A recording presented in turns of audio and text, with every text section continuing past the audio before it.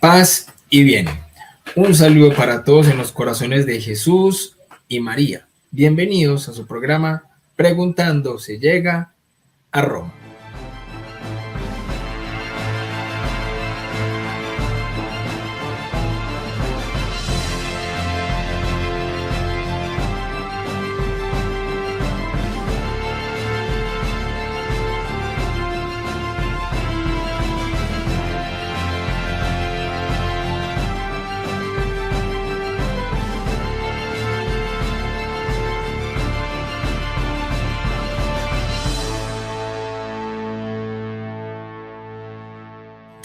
Hoy tengo un invitado muy especial. Está conmigo Claudio Salas.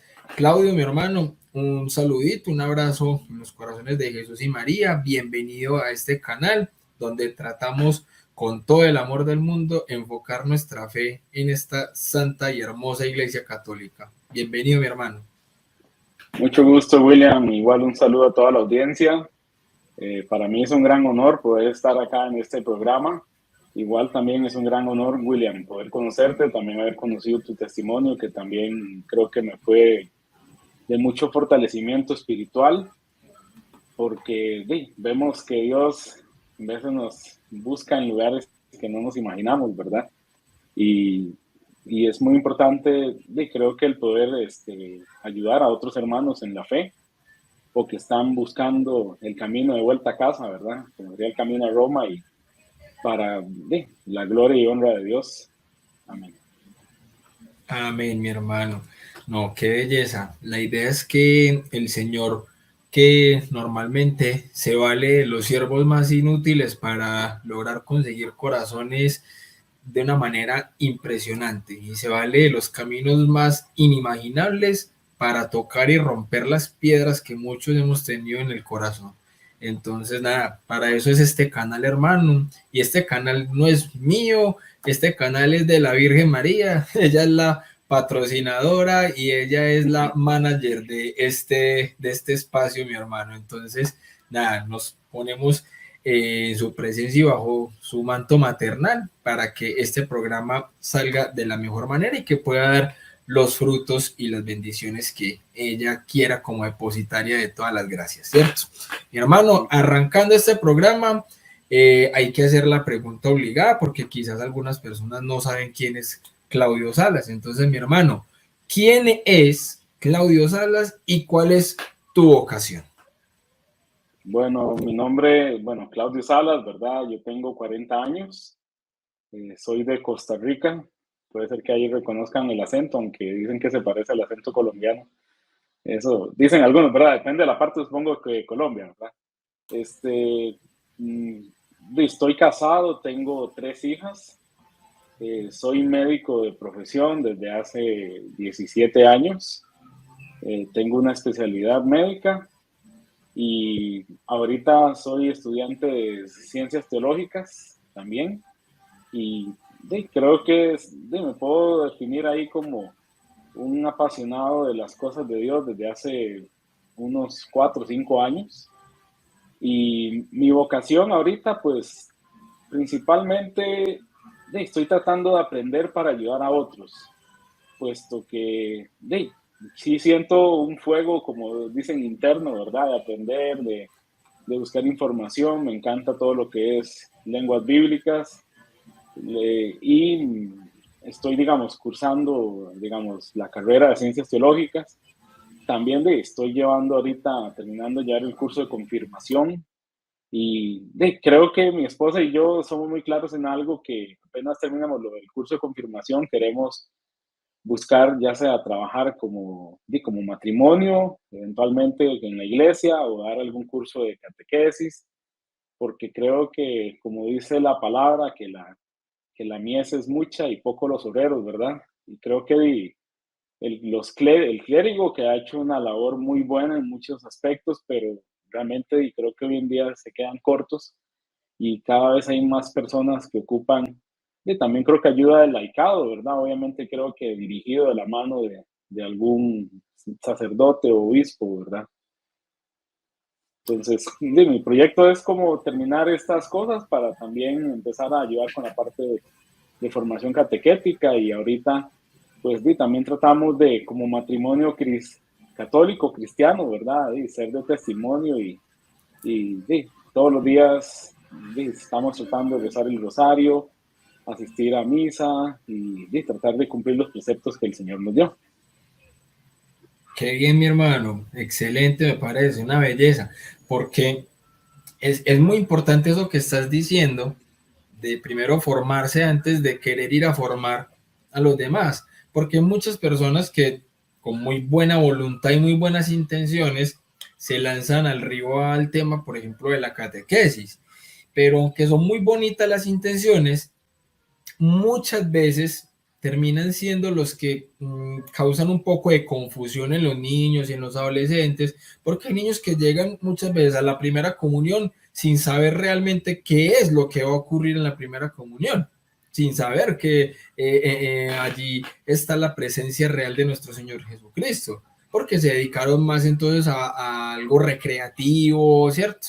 Igualmente en los matrimonios, si hay un matrimonio católico que no esté formado en su fe, pero entonces se van a dar una catequesis prematrimonial, entonces empiezan a transmitir ideas que son equivocadas de lo que realmente es el matrimonio.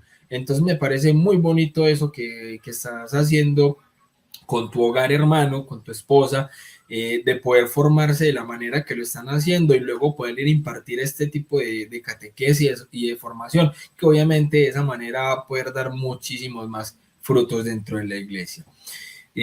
Bueno, aprovechando también entonces que hubo un momento que dijiste que llevas más o menos 4 años, eso me da pie para preguntarte, ¿hace cuánto eres un católico convencido? ¿Es hace esos 4 años o antes de eso? ¿Cómo es la cosa? ¿Hace cuánto sos un católico que dice, sé por qué soy católico, abracé mi fe católica hace tanto tiempo para llevarla de una manera coherente?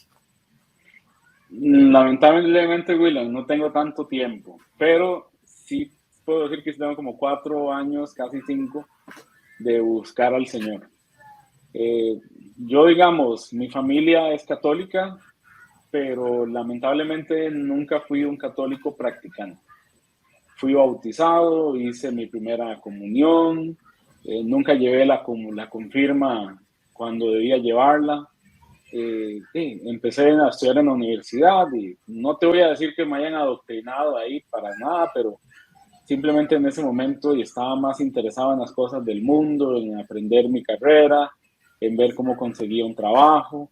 Después ya terminé la carrera, conseguí el trabajo y empecé a trabajar y realmente era el típico católico que iba a misa cuando alguien se moría, cuando bautizaban a alguien, pero alguien cercano, ¿verdad? Porque, o cuando había algún evento, un matrimonio, ¿verdad? Inclusive muchas veces no tenía ni la menor noción de lo que era la primera, la Eucaristía como tal.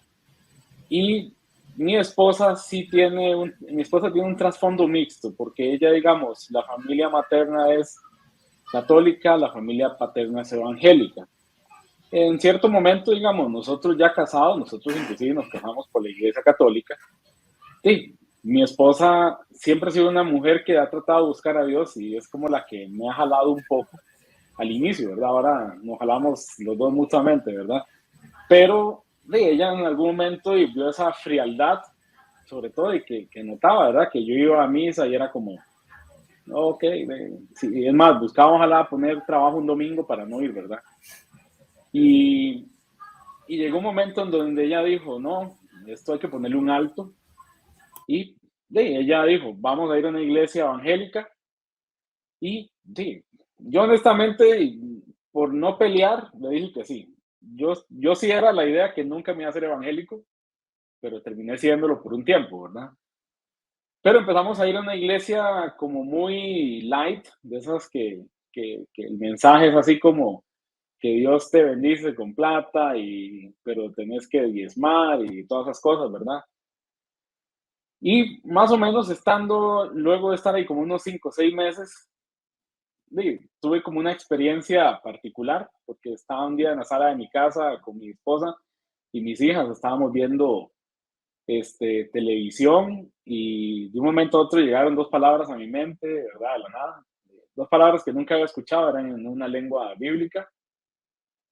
Y fue como un anzuelo, digo yo, ¿verdad? Que Dios utilizó y fue algo muy extraño, ¿verdad? Porque de ahí yo era el que, si veía una serie ahí, de estos, de programas ahí en Netflix y esas cosas, podía ver eso todo el tiempo que tuviera libre, lo gastaba en tonteras, ¿verdad? Pero ahí empecé a tener una sed por las cosas de Dios increíble. O sea, empecé a leer la Biblia, empecé a estudiar y yo digo que ahí empezó mi recorrido de vuelta, porque anduve por algunas iglesias, inclusive seguí al inicio algunos predicadores que hoy en día me doy cuenta que no son buenos, que tienen una visión muy sesgada, inclusive muchos de ellos son muy anticatólicos, ¿verdad? Y ahí poco a poco estudiando, sí, nada más puedo decir que la guía del Espíritu Santo, pero yo no puedo decir como que en ese momento tuviera alguien que me estuviera diciendo, estudie esto, estudie aquello, estudie lo otro. Y parte de ese recorrido y me tomó como 3 años y resto más para llegar a un momento que más o menos fue hace casi 11 meses, en donde luego de estar en la última iglesia, que fue una iglesia bautista, porque yo no sé, digamos, esto pasa muy comúnmente en la gente que entra en el evangelicalismo, ¿verdad? Empiezas a ver ese desorden, empiezas a ver esa de que yo creo esto, que aquel cree lo otro, que este no sé qué, que si yo me peleo con el pastor, entonces me voy para otra iglesia, que de un momento a otro se me ocurrió que Dios me llamó y me hago pastor yo solo, ¿verdad? Hago mi propia iglesia, y uno ve gente que no tiene ninguna formación, que no tiene nada y que agarra la Biblia y la lee como quiere, ¿verdad? Y en cierto momento yo dije, no, ocupo una iglesia que tenga sustento histórico o que tenga algo no sé, que sea más formal, ¿verdad? Entonces terminamos en una iglesia bautista, pero ya en ese momento ya mi proceso venía ya de camino y yo ya algunas cosas propiamente del protestantismo como que no las compartía, pero todavía no las podía encajar dentro del catolicismo ni nada de eso, ¿verdad? Entonces, más o menos como en octubre, mediados del año pasado, un día me siento yo con mi esposa y le digo, eh, yo no puedo seguir siendo protestante. En ese momento, honestamente, todavía no sabía que iba a volver al catolicismo. Un segundo, o sea, en este orden de ideas, o sea, si nos vamos a responder, por ejemplo, la pregunta de hace cuánto eres un católico convencido, o sea, que realmente es hace poquito, o sea, lo que me estabas diciendo es que fue hace más o menos 4 años que empezaste con esa sed de Dios, ¿cierto? Sí. Empezaste con esa sed de Dios, pero a la Iglesia Católica realmente entonces llevas más bien poco Sí, como tal, o sea diciembre del que año tu pasado. cosmovisión, o sea, ya casi vas a ser para un año. O sea que tu Sí. cosmovisión anterior obviamente a ser un católico convencido fue entonces en el protestantismo y eso que fue como en una mezcolanza ahí pues como de varias sectas, denominaciones y todo eso. Creo, Sí. si no estoy mal, entonces ahí es donde viene esa frase por la que comenzamos a hablar y por la que estamos hoy aquí haciendo este programa y fue que Dios te sacó de un basurero teológico. Sí, y también primero un basurero de frialdad espiritual. Eso no me queda duda, porque realmente, digamos, de no ser por digamos, este cambio que tuve que hacer y este recorrido, no hubieras vuelto. O hubiera seguido, digamos, en la misma frialdad y yo creo que quién sabe cómo estaría ahorita mi matrimonio, cómo estarían muchas cosas, porque realmente sin la mano de Dios muchas cosas no caminan. Claro que Y, sí. digamos, parte de ese proceso, como te digo, al inicio empecé escuchando algunos predicadores que realmente son muy fantasiosos, que dicen unas barbaridades contra la iglesia, ¿verdad? Increíbles, que yo creo que a cualquiera se le pararía ahí el pelo, ¿verdad? De estarlo escuchando. También, pude, digamos, empezar a buscar información por mi cuenta. Yo siempre, desde pequeñito, William, he sido una persona muy, muy curiosa, digamos, y siempre he tenido como ese espíritu de investigar las cosas. Entonces, me acuerdo que, digamos, yo con 8 años, yo resolvía crucigramas. Me aprendí las letras del alfabeto griego. Me ponía a tratar de traducir cosas como en latín, o sea, cosas así que un niño pequeño no hace. Obviamente sí jugaba ahí fútbol y andaba en bicicleta y esas cosas, pero desde pequeño siempre he tenido esa curiosidad. Entonces, yo asocio esa experiencia que tuve como el anzuelo que usó Dios. Y realmente puedo decir que hasta ahora siento como una paz, porque digamos, siento que ya llegué como a mi respuesta. Y como te decía, en octubre del año pasado, de un día para otro, nosotros íbamos a la iglesia bautista todos los domingos y toda la cosa, y, y llego yo un lunes y le digo a mi esposa, yo no puedo seguir siendo protestante. Y mi esposa así, ¿verdad? Como, ¿qué? O sea, ¿verdad? Como, ¿qué le pasó a este? Se le metió el diablo, ¿verdad? O no sé qué, ¿verdad? Y yo le dije, es que hay muchas cosas que yo ya no comparto. Justamente, digamos, yo reconozco que mi regreso está muy ligado a la fe ortodoxa, porque sí, digamos, como, digamos, dentro de las cosas que yo atacaba del catolicismo y era el papado, muchos dogmas marianos y inclusive la parte sacramental, porque la veía como que eso no estaba en la Biblia, la veía como que eso era algo innecesario, que era una carga como tal que ponía la iglesia, inclusive uno hasta los comparaba con los fariseos, ¿verdad? Y toda la cosa, ¿verdad? Pero pude empezar a entender ciertos conceptos que son claves. Uno de ellos fue que, digamos, me empecé a dar cuenta que el principio de sola escritura no tiene ni pie ni cabeza. O sea, porque empecé a ver que la Biblia no se explica por sí sola, ¿ya? Que la Biblia ocupa una autoridad que la interprete. Y empecé a ver esa disparidad de ideas en donde yo me di cuenta que en un momento dado yo podía leer un pasaje y decir, para mí esto dice esto. Ok, ¿y para vos qué dice? No, bueno, ok, cada quien cree lo que quiere. Obviamente yo entiendo que la Biblia no tiene una interpretación única en muchas cosas, pero en ciertas cosas muy esenciales sí debe haber algo que lo norme, ¿verdad? Y también inclusive me fui dando cuenta de que, digamos, sobre todo en el mundo académico protestante, la mayoría no usan ni sola escritura, utilizan un montón de fuentes para poder explicar cosas que están en la Biblia. Entonces uno dice, ¿por qué tienen que recurrir a libros apócrifos? ¿Por qué tienen que recurrir a material del Segundo Templo? ¿Por qué tienen que recurrir a no sé qué? ¿Por qué lo otro? Entonces, como que ese principio de sola escritura fue como lo primero que yo digo que se fue desmoronando. Comprendo. Te pregunto, Claudio, o sea, porque ya en esta parte, por ejemplo, del programa, ella me hace precisamente paso como a una pregunta específica. No sé si la sola escritura haga parte, pues, como de esta lista, pero igual, obviamente, es para poder hacer como el marco de lo que sería lo siguiente. Y es que, entonces, ¿cuáles fueron como esas tres dudas, preguntas u objeciones más fuertes que eran las que te impedían precisamente abrazar la fe católica, que incluso se te pasó por la cabeza más bien entonces la ortodoxia, pero iglesia católica no, ¿cierto? No sé, ¿la sola Sí. escritura se parte de eso o simplemente fue como uno de estos pasos que simplemente solucionándolo te abrió un poco más como la puerta del camino para seguirte por ahí?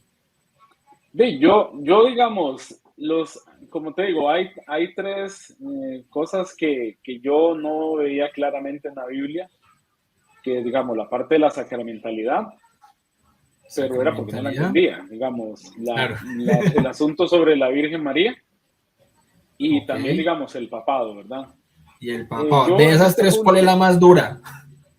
el papado, El sin papado, lugar a dudas, el o papado. sea que básicamente es ese orden, sacramentalidad, los dogmas marianos y el papado. Sí, porque digamos, empecé, digamos, como te decía, con la sola escritura. Luego, digamos, me fui dando cuenta que la sola fide o sola fe, como que no. Y sobre todo, digamos, esto sí se lo debo a autores protestantes como M.T. Wright o E.P. Sanders, que ellos hablan de fe más obediencia. Entonces fui dándome cuenta de que este concepto de que solo fe, como que no. Y en cierto momento también me acuerdo que vi un debate que hizo Hugo Delgado con Néstor Torres, o no sé, no me acuerdo ahorita el nombre de este protestante, pero cuando terminé de escuchar el debate, yo como protestante, me quedó muchas dudas porque yo digo, qué parecido suena el catolicismo al protestantismo. Obviamente hay sus diferencias, pero me fui dando cuenta que mi concepto de justificación por obras era equivocado. Entonces me fui dando cuenta que era un concepto de fe que me permite obrar, ¿verdad? En amor. Entonces, ahí, digamos, fueron espinitas que se fueron sembrando. También en cierto momento escuché un debate en inglés de William Arbridge, que es un apologista católico, y de un doctor en lenguas antiguas, que es Michael Brown, que para mí era como de lo máximo en ese momento, del top 3 del protestantismo, El y el top. debate era sobre el purgatorio, ¿verdad? Sí, sí. Y eras que, digamos, vi tan mal parado a este doctor Brown, que para mí es una persona eminente y súper inteligente, que yo decía, ¿quién es este otro William Arbridge que nadie lo conoce, verdad? Y realmente vieras que no te voy a decir que en ese momento me convencí, pero me sembró dudas. Entonces yo empecé a ver Te de abrió que la puerta. parte, sí, y parte, digamos, del regreso está muy ligado a empezar a cuestionarme ciertas cosas y empecé a leer un poco también de la parte patrística. Entonces, cierto que, digamos, una de las primeras cosas que me ayudó fue como el entendimiento de la Eucaristía. Y sobre todo, digamos, la cita de Ignacio de Antioquía contra los gnósticos, ¿verdad? Que ellos disputan por estas cosas, ¿verdad? Y que no ven el cuerpo de Cristo y la sangre, ¿verdad? Y eso me sonó nada protestante, ¿verdad? Me sonó ortodoxo o católico, pero O tal vez en ese católico, momento, sí, pues no tiene otra pero vuelta digamos, de no hoja. me sonó a iglesia del primer milenio, ¿verdad? Entonces, empecé a entender ciertos conceptos, digamos, sobre lo profano y lo sagrado.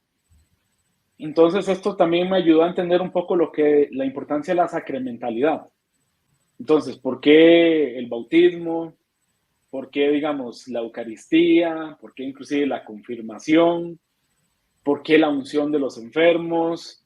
¿Por qué el sacramento del matrimonio o el orden religioso? Entonces, llega un momento Qué donde uno pena, dice, Claudio. mira, O sea que, ¿sí?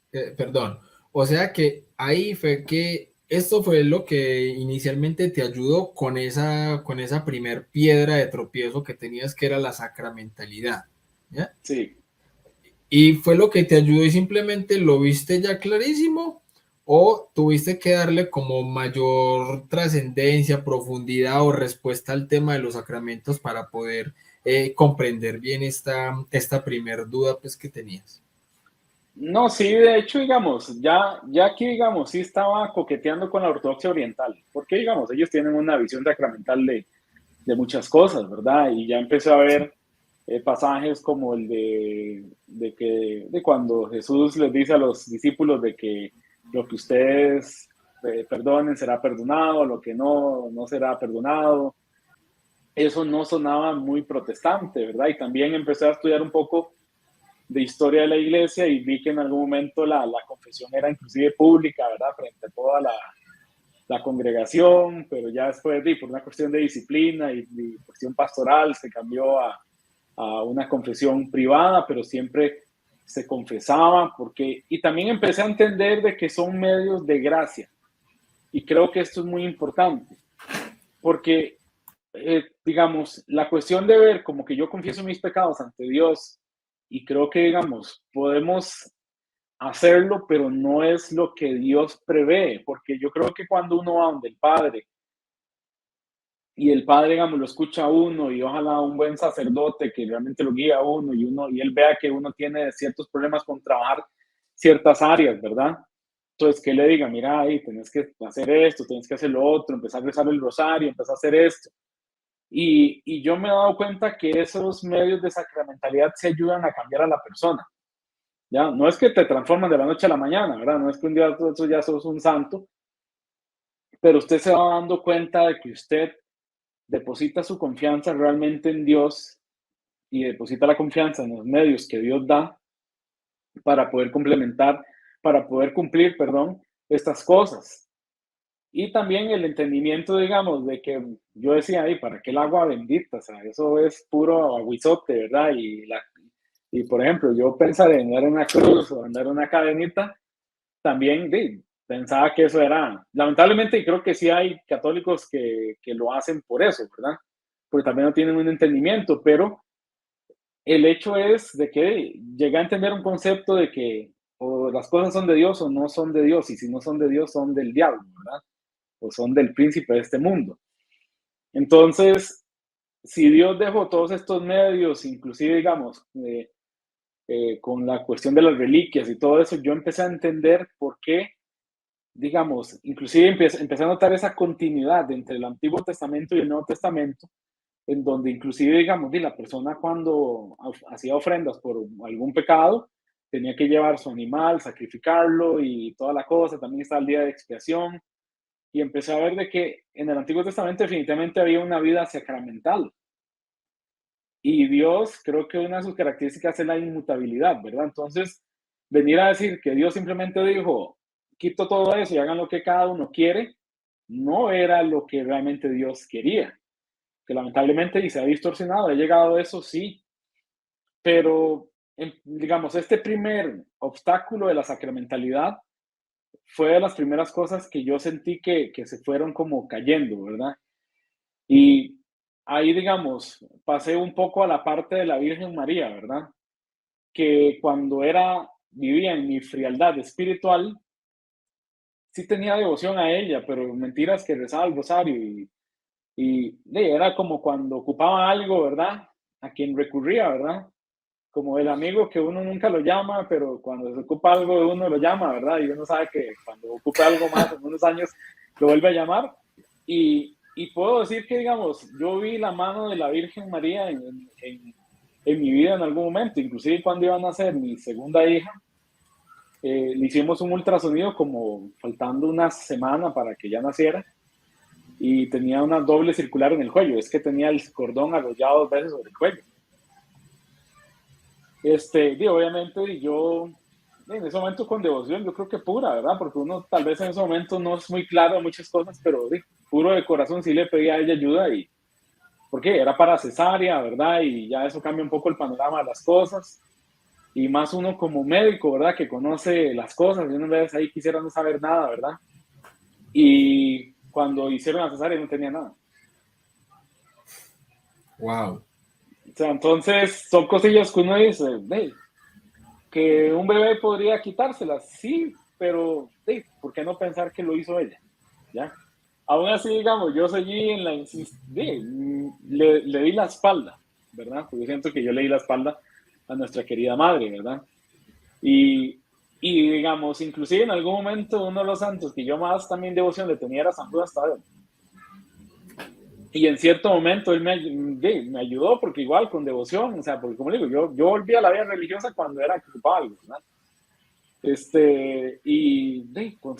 Con mucha devoción pedí ayuda en una cuestión muy difícil de una plaza de 50 personas que le dijeron que no, solo a mí me dijeron que sí, ¿verdad? O sea, entonces, yo sé que podría ser simplemente, cualquiera diría, es casualidad, pero yo sí sé que le pedí al que me ayudara. Y yo, en su momento, digamos, la parte de la intercesión de los santos, que creo que va muy vinculada a la cuestión de la Virgen María, en su Sí. momento como protestante no la entendí, pero empecé a ver que, digamos, definitivamente, empecé a entender poco a poco el verdadero rol de la Virgen María, ¿verdad? Porque muchas veces uno, digamos, en su ignorancia, puede empezar a creer que la Virgen María es como una deidad más, ¿verdad? Y como protestante muchas veces también a uno le dicen, no, es que ella no tiene que pedirle nada porque ella es una simple criatura, es un instrumento que Dios usó. Yo una vez precisamente se lo dije a un médico, pues aprovechando aquí así. Yo una vez se lo dije a un médico que se supone que era ateo. ya, en el trabajo de mi mamá. Yo le dije a este médico que era, pues, como te digo, ateo, que cómo es el proceso para que la gente pueda pasarlo así de una en urgencias. Le digo, no, primero tiene que pasar por un triaje, ¿cierto? Antes de llegar al médico para que lo pueda ver. Ah, tiene que pasar por un triaje, o sea, todos tienen que hacer el mismo proceso. Entonces yo le pregunté, hombre, ¿y si viene tu mamá y te dice, ay, es que tengo un amigo aquí, ¿me lo vas a atender? ¿Usted lo pasa y lo atiende o que espere como el resto? Su mamá le está pidiendo el favor. Él me dijo, no, obviamente, si mi mamá me dice, yo lo paso. Y yo exactamente entiendo la intercesión de la Virgen, mi hermano. Es que ella no es la que va, ella no es el médico que va a ir a atenderlo, pero sí es la que puede hablar con el médico. O sea, ya la rosca, así es sencillo. Sí. Y ese médico se quedó como, que muy curioso. No, de hecho, creo que es una buena analogía y en la experiencia te lo puedo decir que es cierto. Parte, digamos, también del entendimiento, el rol de la Virgen María, digamos, digo, obviamente uno llega en veces a dejar de creer en la virginidad perpetua. En la parte de la maternidad divina no, pero digamos, en lo de la Inmaculada Concepción yo no lo entendía. Tampoco entendía lo de la coronación ni lo de la asunción, ¿verdad? Me parecían puras fábulas y creaciones, ¿verdad?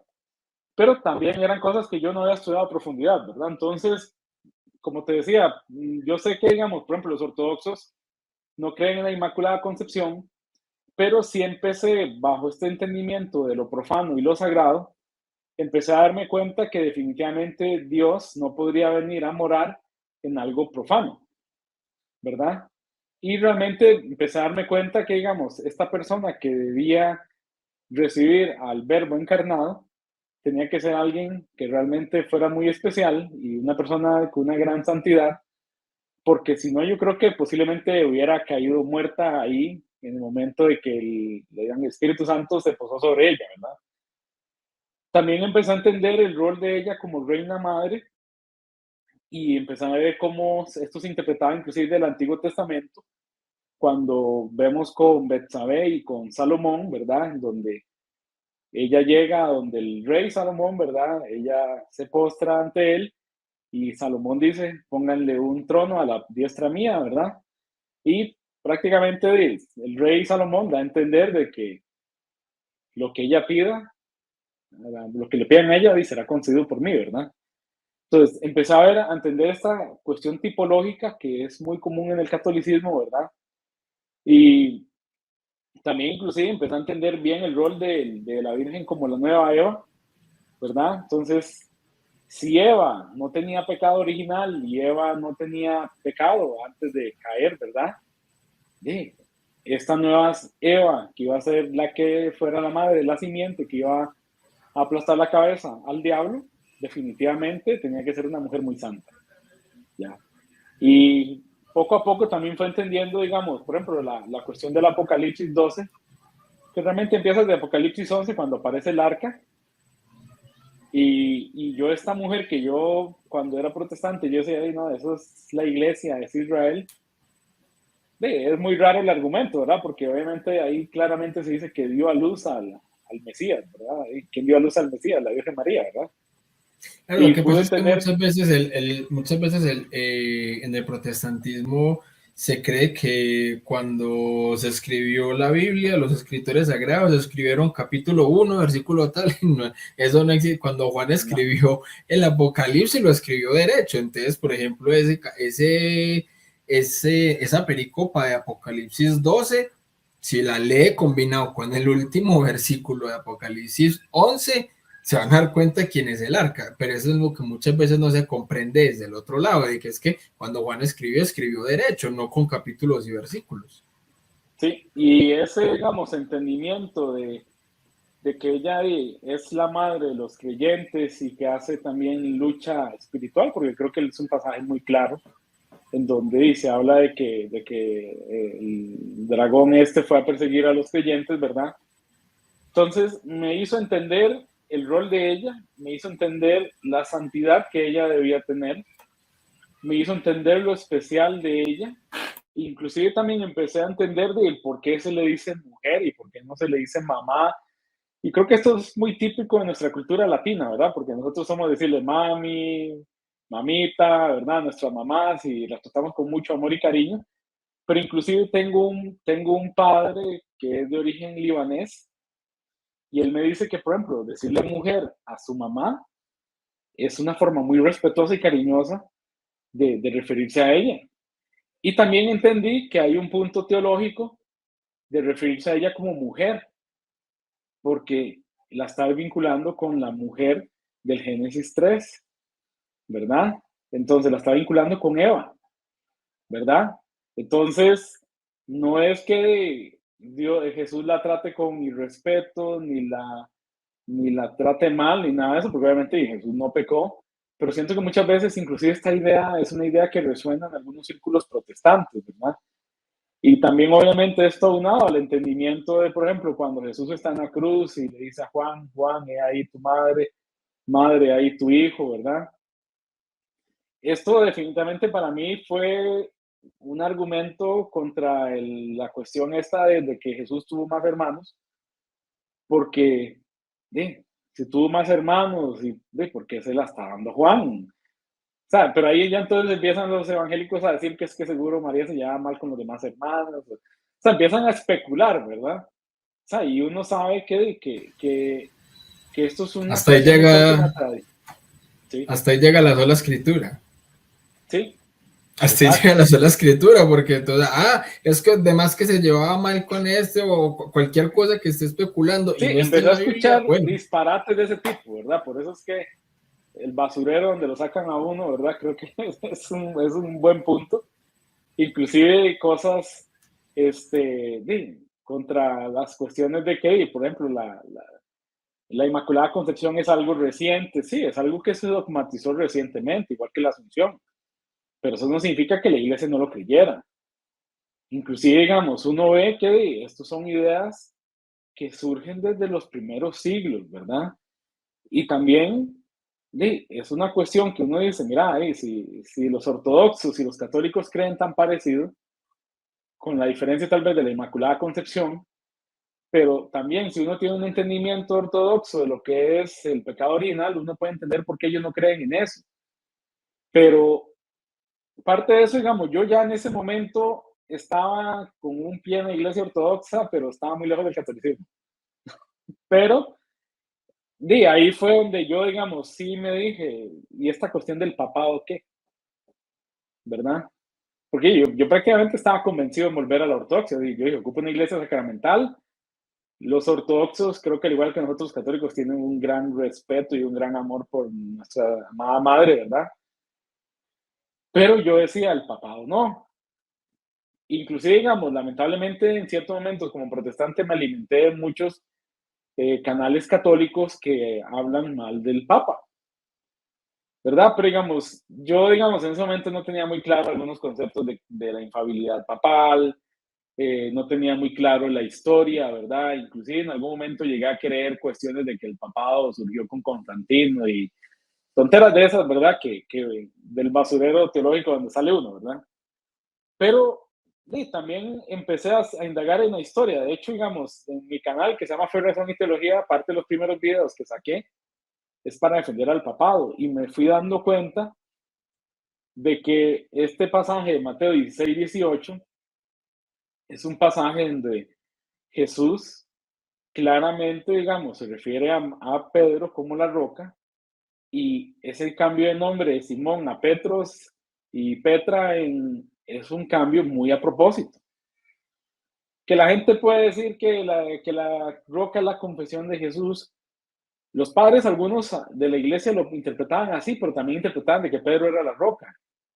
¿Y por qué? Porque vemos ligado ese pasaje después con el pasaje de las llaves y simplemente yo lo que entiendo en ese pasaje es como que Jesús le dijo, vea, yo voy a ir al cielo y lo dejo a usted a cargo. Usted es mi representante. No es que le está diciendo que Pedro es Jesús, pero no, está dejando un representante y esto es una cuestión que, digamos, si uno revisa Isaías 22 y ve la cuestión de Sebna y Eliakim, uno va a ver de que, digamos, había una persona que estaba a cargo de la casa del rey. Y si Jesús es nuestro rey, ¿por qué no dejar a alguien a cargo?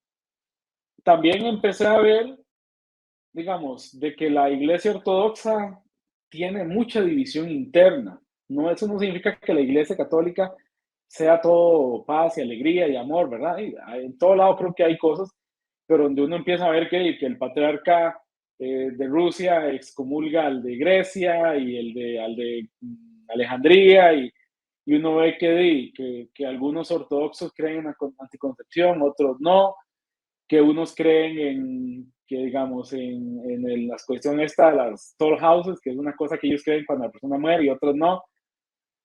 Entonces uno empieza a ver tanta, digamos, diferencia de criterio que se empieza a asemejar mucho al protestantismo en ciertas cosas, en donde, si bien es cierto, tal vez no llega a esos extremos, ¿verdad? Porque yo creo que veo en los ortodoxos a nuestros hermanos, en cisma, eso sí, y creo que si se lograran sujetar a la autoridad de Pedro, muchas cosas podrían mejorar, ¿verdad? Y esta autoridad de Pedro obviamente es la figura del Papa. Y también no solo empecé a entender la cuestión bíblica, empecé a leer un poco de historia y uno empieza a ver que Clemente de Roma mandándole una carta a los de Corintios y uno dice, pero ¿por qué si este está en Roma, que nada tiene que ver con Corintios y está larguísimo uno del otro? ¿Por qué se mete en asuntos que no le competen, verdad? Empieza uno a ver de papas resolviendo conflictos como el de Marción, empieza uno a ver que papas que trataron de ser suplantados como Novaciano, que agarró y nombró obispos en una clara trenta a la autoridad del papa. Empieza uno a ver que, digamos, por ejemplo, ciertos concilios como el de Orange, que cuando el papa Bonifacio lo aprueba, adquieren más peso. Entonces uno dice, definitivamente hay una primacía, hay una autoridad, y uno ve que, digamos, que esto es inclusive, digamos, ya más recientemente, escuchando a un filósofo que es experto en como en esta parte de teología, veo que, digamos, Dios en su sabiduría dijo, si yo no les dejo a alguien de autoridad, en 3 no aguantan 100 años. O sea, en 100 años van a cada quien creer lo que le da la gana y cada quien hacer lo que quiere. Y también cuando uno empieza a ver la cuestión de la patrística, uno empieza a ver que el obispo de aquí, que el obispo de allá, y uno dice, como que nadie de un momento a otro decía, yo quiero ser pastor, ¿verdad? O sea, obviamente había un periodo de formación y empecé a ver que, digamos, el papado es, digamos, teológicamente creíble. Empecé a ver que hay credibilidad histórica en el papado y también empecé a ver el argumento de la necesidad del papado también. Y creo que Jesús, y creo que esto lo vemos muy claramente de la Reforma Protestante, ¿verdad? Que empezó Lutero con ciertas ideas, luego Calvino, luego no sé quién, y luego el otro. Y usted los agarra y mete así en evangélicos o protestantes de diferentes ramas en un auditorio a conversar y salen peleados. Porque tal vez nosotros los católicos se pelean a quienes les gusta la misa latina, a quienes les gusta el novus sordo, pero nadie está peleando por realmente la cuestión de lo que la iglesia cree. Están, digamos, pero en cambio ellos, que sí pierdo mi salvación, que no, que salvo siempre salvo, que estoy predestinado, que no, que o sea, y realmente yo lo veo como una especie de esquizofrenia, ¿verdad? Porque significa como la mente partida, ¿verdad? Y uno ve de que definitivamente en este orden no está Dios, ¿verdad? O sea, Dios creo que dejó su iglesia, una iglesia visible, dejó, obviamente sabemos que hay una unión mística entre los creyentes, pero él dejó, digamos, una estructura y bajo esa estructura dejó a Pedro como sucesor de nuestro Señor, o representante, digamos, y dejó una cuestión apostólica, dejó una cuestión sacramental, nos dejó herramientas como la intercesión de los santos, que uno dice, la intercesión de los santos, ahí metemos a nuestra amada madre, ¿verdad? que es la intercesora por excelencia, ¿verdad? Y uno ve que uno dice, definitivamente todo esto tiene pies y cabeza, tiene sentido y es muy importante para mí haber llegado a ese entendimiento. Más o menos para cuando esto pasó fue como finales de noviembre del año pasado. A inicios de diciembre nos reunimos con un sacerdote y honestamente le agradezco mucho a Dios, al Padre que nos puso en el camino, porque lamentablemente uno ha escuchado testimonios de gente que los recibe así como, ok, bueno, que Dios los acompañe, ¿verdad? En cambio, digamos, al Padre se sentó con nosotros, se reunió, le explicamos un poco nuestro caminar, ¿verdad? Y él nos dijo, creo que el Señor utilizó ese medio para avivar la fe en sus corazones y realmente, digamos, el recibimiento que recibimos de él fue muy bonito, fue un recibimiento muy hermoso, fue como, yo lo comparo con inclusive la parábola del hijo pródigo, ¿verdad? Donde anduvimos viendo y buscando, no teníamos que buscar, ¿verdad? Y cuando llegamos, encontramos una iglesia de brazos abiertos. Y creo que es una iglesia que nos ocupa a todos. Y ocupa de que con nuestras vidas, nuestro testimonio, pues sea utilidad para otros. Y también creo que ocupa de nuestro granito de arena que podemos dar, ya sea con la catequesis o con lo que podamos ayudar, ¿verdad? Qué belleza, mi hermano, no. Es magnífico cuando uno escucha este tipo de experiencias, de procesos, de trayectorias, porque todos somos almas diferentes en este caminar de Dios y de la fe, y el Señor se ha valido de herramientas muy especiales para conducirnos nuevamente como a estos procesos, a estar aquí en su iglesia, que aunque tenemos nuestras fallas, nuestras debilidades y todo, de todas formas, cuando uno abraza la fe católica, sabe que de ahí no se va a salir, que de ahí no se va a mover. Te quería preguntar, Claudio, entonces, en este proceso, ¿cómo llega la apologética a tu vida entonces? Porque la conociste en el proceso mientras ibas como resolviendo todas estas dudas, o fue cuando ya abrazaste la fe católica que descubriste, ve, hay algo aquí en la iglesia que se llama apologética, qué chévere, qué bonito. ¿Cómo fue eso entonces, mi hermano? Mira, que esto, yo tal vez, digamos, en algún momento no lo habría considerado hasta más reciente, no recientemente, así como que te diga hace un mes, 2 meses.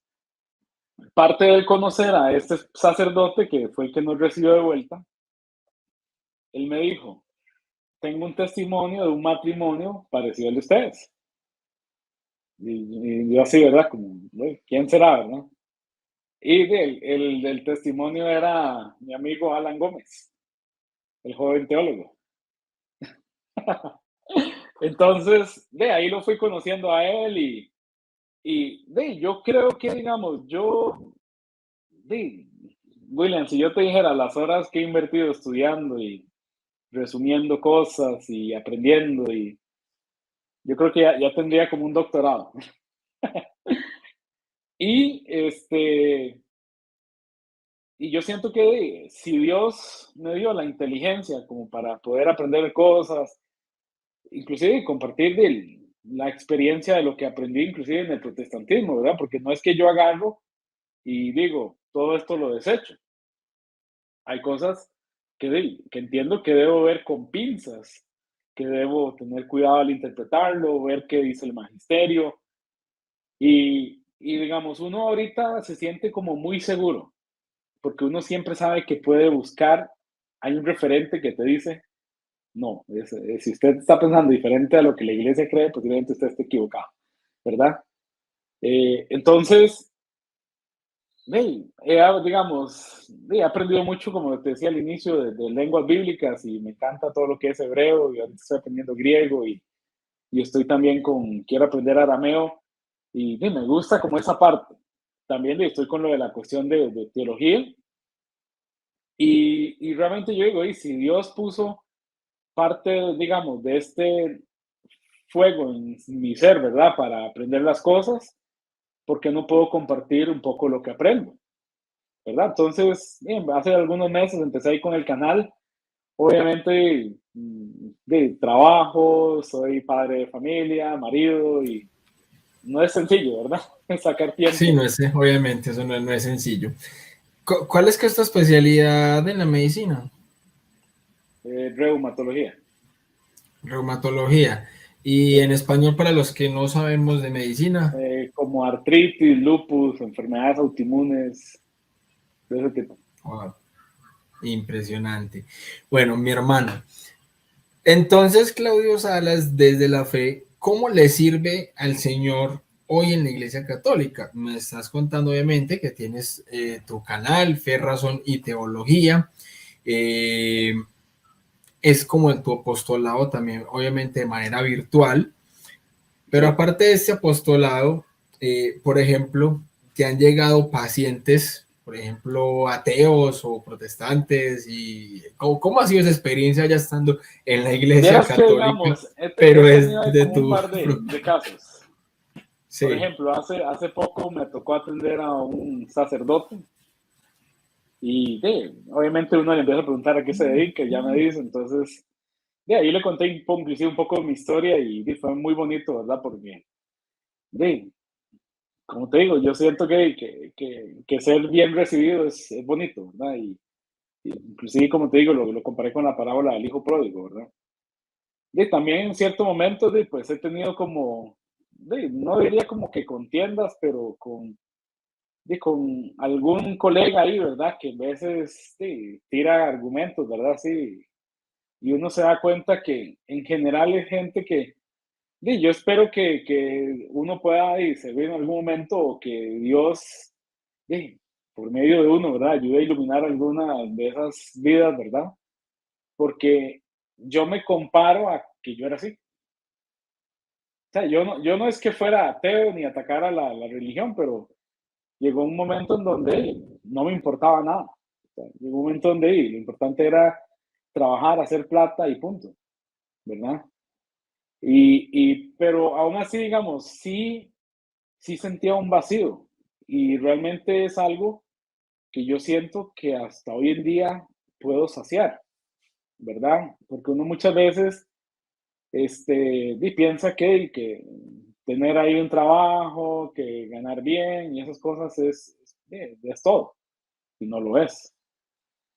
Donde uno dice, yo creo que algo de lo que he aprendido en lo que llevo ahorita de teología es que Dios en todas las personas ha puesto una necesidad de buscarlo a Él, que algunos y yo creo que eso lo vemos desde el punto de vista teológico, y con la cuestión de que Dios a todos nos da esa gracia, pero no todos logramos obedecer ni llegar a la plenitud, ¿verdad? Y lamentablemente hay muchas personas que prefieren seguir en su vida con sus cosas antes que realmente volver su cara a Él, ¿verdad? Y creo que Dios es claro de que si volvemos a Él nos escucha, y creo que yo, como te digo, yo en estos 4 o 5 años de estar ahí medio estudiando y toda la cosa, si no fuera por la guía del Espíritu Santo, no sé dónde estaría.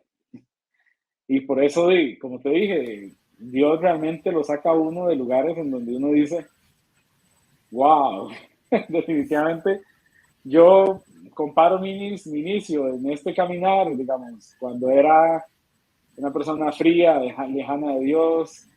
Empecé escuchando a predicadores de muy mala calidad. Y poco a poco él me fue dando la manera de orientar mi camino de vuelta.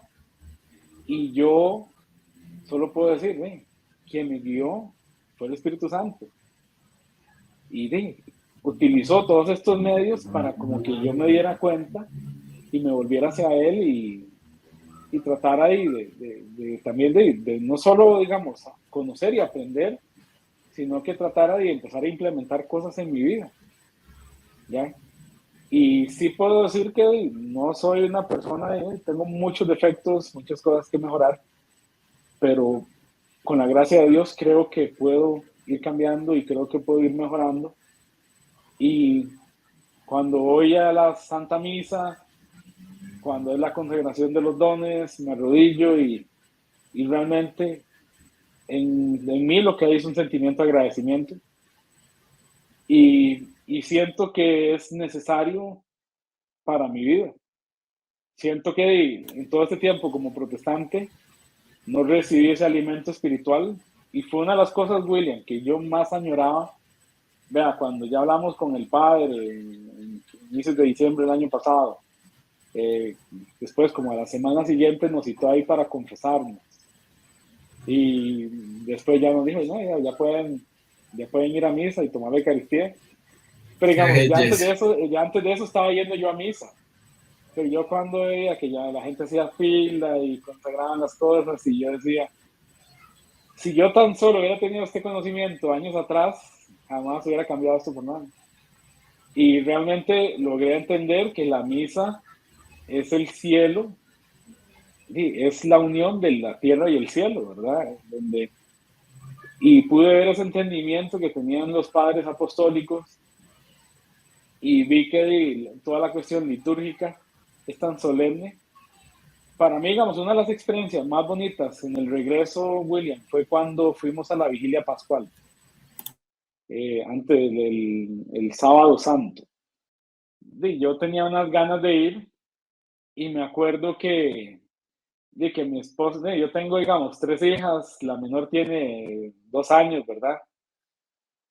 Y mi esposa y yo sí, pero ¿cómo las vamos a llevar? ¿Verdad? Porque es una bebé de 2 años, es una vigilia que dura 3 horas, ¿verdad? Y yo le dije, no, vamos, vamos. No sé, y Dios la entretuvo, no sé qué, pero se portó bien. Y obviamente llevamos ahí alguna cosa para que se entretuviera y mis hijas, la otra tiene como 7 y la que le sigue tiene 12. Y yo realmente en ese momento yo vi toda la cuestión esta de la liturgia de la luz, ya después de las lecturas y todo eso y yo decía, Es una belleza. qué belleza, qué belleza. Yo creo que estas cosas así tan hermosas le gustan a Dios. O sea, hay Y el mucha poder gente de que se transformación. pierde toda esta hermosura. Sí, y yo nunca había participado de, de una de procesiones, inclusive fuimos primero el Domingo de Ramos y uno dice, wow, es que realmente si la iglesia hace todo esto es como para hacernos revivir todas esas cosas, ¿ya? Yo tal vez en un momento y con la ignorancia que tenía la veía así como algo innecesario, ¿verdad? Y fue una Semana Santa muy activa, una Semana Santa como nunca. Yo solo me queda agradecerle a Dios de que si no hubiera sido todo este tiempo ahí lejos, primero frío espiritualmente, luego metido en todos los diferentes movimientos evangélicos, posiblemente nunca hubiera vuelto.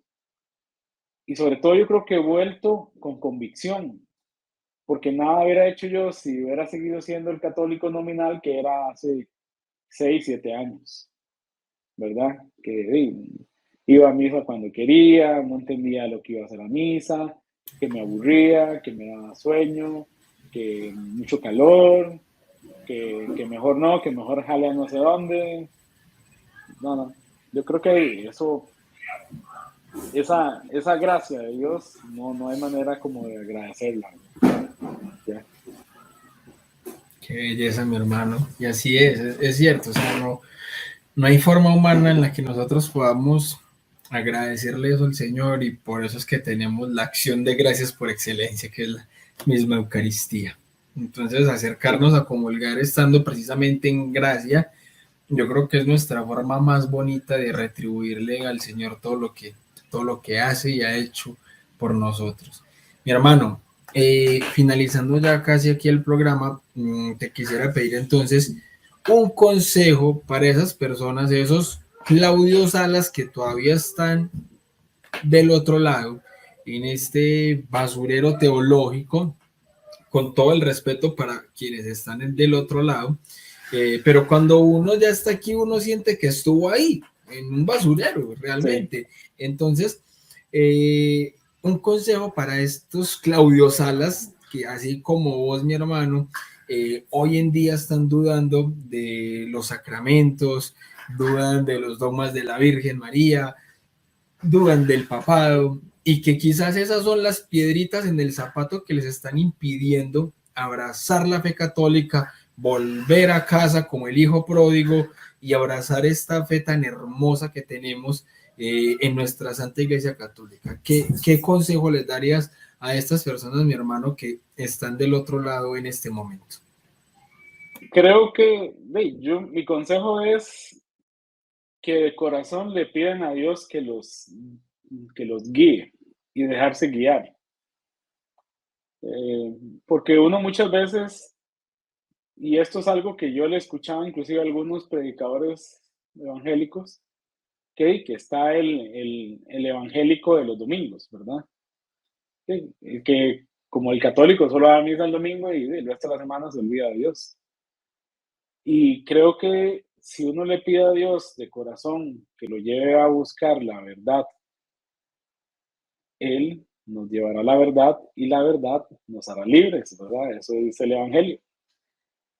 Y yo no les puedo dar una receta, ¿verdad? Como que vayan, leas este libro, lean este otro, y obviamente podemos ofrecer recursos para ayudar en ese proceso, pero como inclusive hablaba con otro apologeta en estos días, eh, llega un momento en donde uno tiene que dar ese salto de fe, en donde yo llegué a un punto de mi vida, William, de que me sabía la postura calvinista, la luterana, la postura de no sé quién, la postura del otro, la postura de aquí, la postura de allá. Y llega uno como a tanto conocimiento que lo embarga a uno y tanta cosa que realmente uno podría decir que hasta lo confunde, que solo la guía del Espíritu Santo lo permite uno como encontrar la salida de ese laberinto o de ese basurero, ¿verdad? Porque llega uno a un punto donde uno dice, ¿qué creo? Inclusive llega uno a un punto, William, donde uno empieza a hacer de su teología un rompecabezas. Entonces uno dice, mira, me gusta de los calvinistas esto, me gusta los luteranos esto, me gusta los bautistas esto, me gusta como un buffet, ¿verdad? Donde uno escoge lo que quiere. Pero uno sigue, digamos, yo en mi caso, y seguía como sin poder saciar la necesidad de lo que realmente yo quería. Y yo lo único que puedo decir, William, es que yo me dejé guiar. Y yo creo que, digamos, conozco muchos testimonios de personas, inclusive el mismo testimonio de Scott Hahn, ¿verdad? Que creo que es uno de los más famosos, que él simplemente fue investigando, fue buscando, se dejó guiar. Y creo que lo primero es tener el corazón sincero para hacerlo. No es simplemente adquirir conocimiento, ni fama, ni nada de eso, porque difícilmente uno la adquiera solo en esta parte de hoy en día, ¿verdad? Pero yo creo que si uno busca realmente a Dios y uno dice, Dios, ayúdame, o sea, realmente a veces llega uno a un punto en su vida donde por eso uno pasa cambiando de iglesia, William. Yo estuve al menos en 5 iglesias evangélicas y ninguna llegó a llenarme de nada. Y, y parte, digamos, de aprender todas estas cosas, simplemente llegó a un punto en donde yo dije, no, Señor, yo dije, ¿qué pasa? O sea, ¿por qué pareciera como que me salgo de un lugar y llego a otra calle sin salida, llego a otra? Pero fue todo ese caminar y esa guía del Espíritu Santo que me permitió, pues, volver a casa.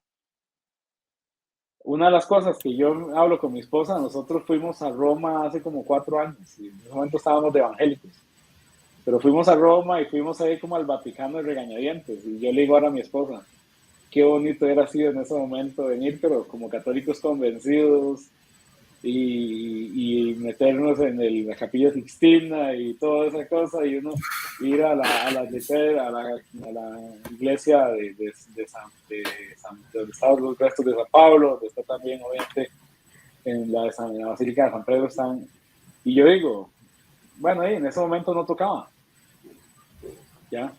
Pero lo que yo digo, ser honestos ante Dios, buscar de corazón, dejarse guiar por alguien más si tal vez uno no tiene las herramientas, porque creo que Dios a todos nos da diferentes dones, ¿verdad? Como yo te decía, yo chiquitillo era curioso, investigaba cosas, y creo que Dios utilizó eso que Él me puso en mi naturaleza para poder guiarme. Pero sé que habrá otras personas que tal vez ocupen acercarse, tienen dudas de la fe y tal vez ocupan acercarse a un párroco. Creo que ahorita con las redes sociales tener cautela, ¿verdad? Porque hay mucho contenido que tal vez no siempre es el óptimo, ¿verdad? Y creo que lo importante es hacer las cosas de corazón y, y como le digo, pedirle a Dios que lo lleve a uno a toda verdad. Y yo ahorita me siento más libre que nunca. Sé que tengo todavía muchas cosas que aprender porque uno revisa todo el conocimiento que ha generado la iglesia durante estos 2000 años y yo creo que no alcanza toda la vida para leerlo, ¿verdad?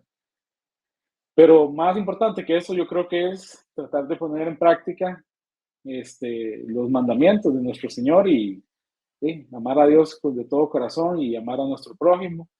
Y estas son las cosas que muchas veces quizás más nos cuestan, ¿verdad? La práctica de las cosas, pero yo creo que confiado de nuestra amada Virgen, yo digamos, una de las cosas que he adoptado ahora que regresé fue el rezo del Santo Rosario y lo hacemos tanto mi esposa y yo y realmente lo disfrutamos. Lo que para mí hace unos años, cuando uno iba a un rezo, ¿verdad? Era así como uno esperaba, nada más que terminaran, ¿verdad? Ahora yo lo disfruto, medito cosas y yo me voy dando cuenta de que estas cosas sí te cambian espiritualmente, influyen en tu vida. Como te digo, no es que te hagan un santo de un día para otro, pero si pudieron con grandes hombres, uno ve el testimonio de San Agustín, ¿verdad? Que fue una persona tan sumida en el pecado, ¿verdad? Sí, ahí estoy viendo. Y uno dice, bueno, si Dios pudo con casos que uno dice que parecían imposibles, ¿por qué no va a poder con uno? ¿Ya? Entonces, para mí ese es el consejo, buscar a Dios de corazón, asesorarse. La información está, yo creo que si hay algo que yo he entendido de nuestra fe católica es que es una fe razonable. Y cuando digo fe razonable no es para tomar el Logan de William Lane Craig, sino que creo que lo agarro de la Fides et Ratio, ¿verdad?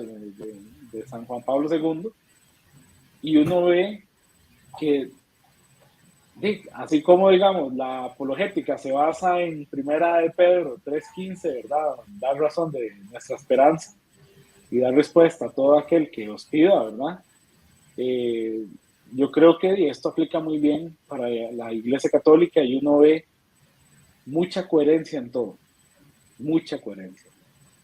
Y uno ve que como que cabos sueltos, cosas así, no las hay, por lo menos en aquellas cosas que realmente son esenciales, como la cuestión de la justificación, todo lo que es los diferentes tipos de gracia, la vida sacramental, y uno ve que realmente uno dice, esto semeja mucho lo que yo creo que Dios habría querido y obviamente entiendo que algunas personas agarran su sola escritura o sola Biblia, ¿verdad? Pero yo creo que, digamos, no hay paradigma más falso que ese. ¿Ya?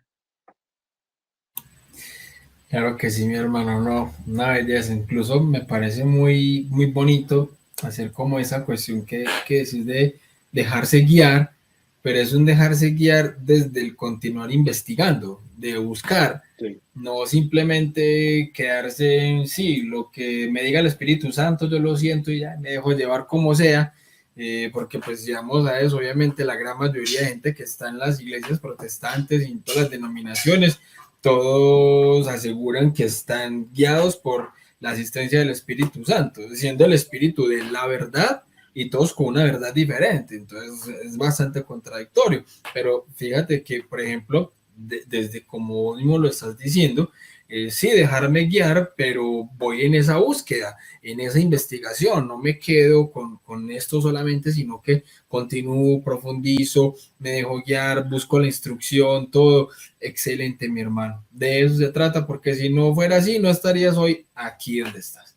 Exacto. Entonces, nada, mi hermano, agradecerte mucho por aceptar la invitación, participar en este programa preguntando si llega a Roma. De verdad que ha sido pues todo un honor y un placer tenerte aquí en este programa porque sé que va a ser de muchos frutos para muchas personas que quizás estén pasando por las mismas dudas, objeciones o en una situación muy similar a las que quizás en algún momento pasaste, que se pueden estar sintiendo vacíos, en un basurero sin salida, en un callejón sin salida, con 1000 piedras en el zapato. Entonces, para eso es este programa, mi hermano, para que una persona pueda sentirse identificada con las situaciones por las que ya Claudio pasó y que realmente pueda encontrar esa lucecita al final, esa puerta abierta y que pueda cruzar y eventualmente llegar aquí donde lo estamos esperando con los brazos abiertos en la casa, en esta Santa Iglesia Católica. Mi hermano Claudio, muchas gracias de verdad.